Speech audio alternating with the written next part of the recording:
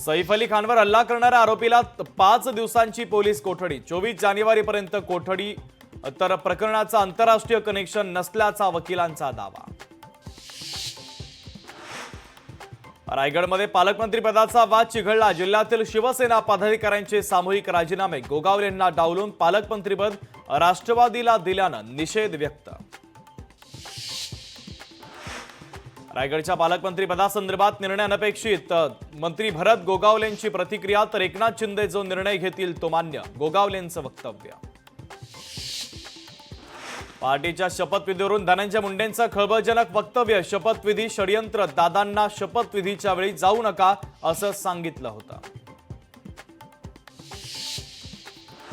पालकमंत्रीपदाच्या यादीतून धनंजय मुंडेंचं नाव वगळलं. बीड हत्या प्रकरण भोवल्याची चर्चा. तर पंकजा मुंडेंकडे जालना जिल्ह्याचं पालकमंत्रीपद. राष्ट्रीय स्वयंसेवक संघाकडून भाजप मंत्र्यांचं बौद्धिक बडेजाव, श्रीमंतीचं दर्शन नको, जनसामान्यांची सरकारची प्रतिमा जपावी, संघाच्या सूचना.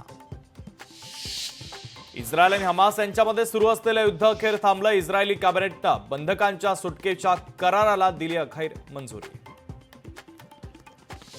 इराणच्या सर्वोच्च न्यायालयामध्ये गोळीबार, 2 न्यायाधीशांचा मृत्यू. तर हल्लेखोरानं स्वतःवरही गोळीबार केल्याची प्राथमिक माहिती.